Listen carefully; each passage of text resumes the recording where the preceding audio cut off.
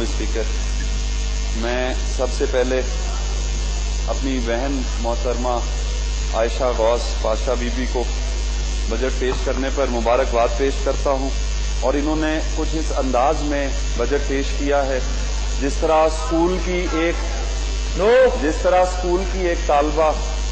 اپنے head master یا اپنے پرنسپل کے سامنے کوئی سبق پڑھ کے سنا رہی ہو اور جس کو بجٹ کی اسپرٹ اور میتھ کا علم نہ ہو۔ میں بہت مختصر سے انداز میں ڈفرینٹ سیکٹرز کو ٹچ بات سنیں ان کی موجودہ تعلیمی نظام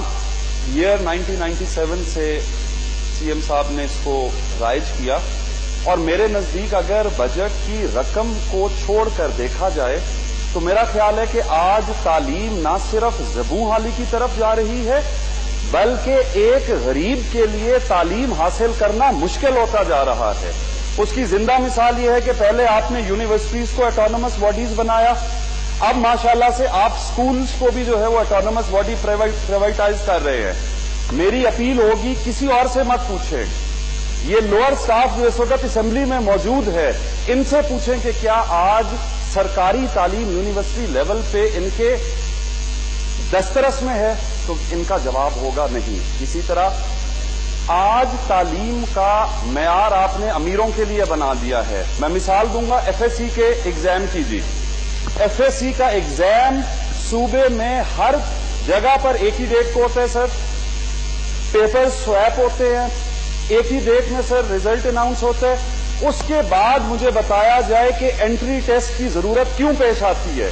انٹری ٹیسٹ صرف اے لیول کے ان امیر بچوں کو اکاموڈیٹ کرنے کے لیے لیا جاتا ہے۔ میری اپیل ہوگی کہ اس انٹری ٹیسٹ والے سسٹم کو ختم کیا جائے اور لیپ ٹاپ پر اربوں روپے والا ڈرامہ بھی ختم کیا جائے۔ اسی طریقے سے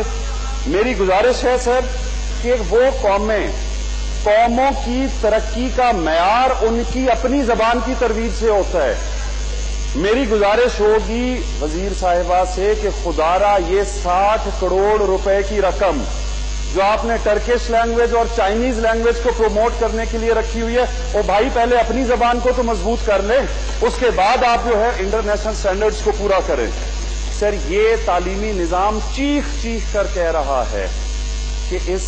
بجٹ، اس تعلیمی اس میں غریب کا بچہ غریب اور امیر کا بچہ امیر رہے گا۔ سر آپ بجٹ کی بات کر رہے ہیں، میں پرٹیکولرلی ایک ہیڈ کی طرف توجہ دلواؤں گا منسٹر صاحبہ کی، میں توجہ بات گا یہاں بات کریں میڈم پلیز آپ کے منسٹر صاحبہ۔ سر یہ میڈم ذرا یہ حال ہے جناب جی نہیں سر، یہ سکولز کا ایک ہیڈ ہے جی ایس 580،